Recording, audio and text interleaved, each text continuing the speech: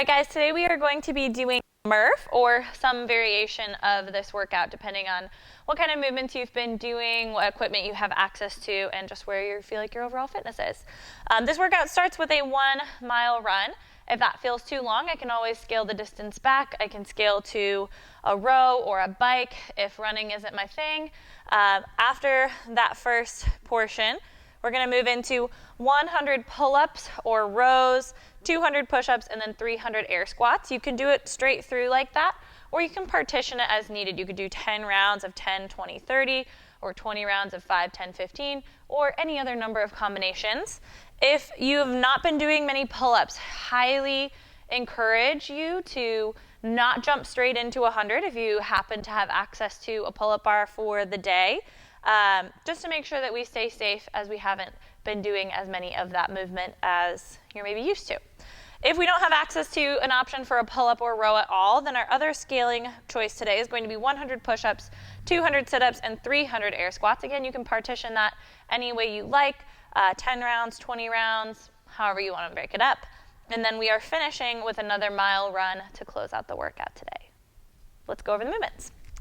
So again, first I have that run. That should be taking me somewhere in the range of 6 to 10 minutes. I can scale to a bike, a row. I could walk, anything that's going to be in that 6 to 10 minute range.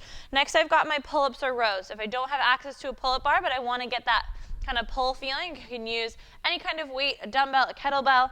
I'm going to perform a row into my chest from that bent over position. I could also perform a row standing upright if my weight's a little lighter and I'd rather do one each side, or I could do that bent over position with one arm if that weight's a little light and I want it to be a little harder.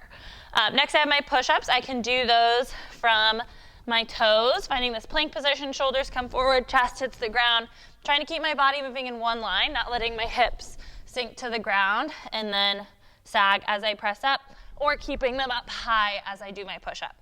If I want this to be easier, I can drop to my knees, or I can elevate my hands onto a bench, a box, a table, and perform an elevated push-up. Next, I've got my air squats. I'm going to work on keeping my chest as tall as I can, sitting as low as I can, standing up tall, trying to keep my weight on the full foot, not rocking forward onto my toes. If the air squat's difficult for me or I struggle with control of that range of motion, I can perform my reps to a chair, a couch, something along those lines to keep me in a little bit more controlled and within a safe range of motion. Again, if I'm not opting to perform a pull-up or a row, I'm going to be doing push-ups, sit-ups, and then air squats. For that sit-up, I'm going to let my hands touch the ground, sit up, shoulders come past my hips at the top, and I'll work through those as my substitute for push-ups, and then push-ups as a substitute for pull-ups. Have fun working through that.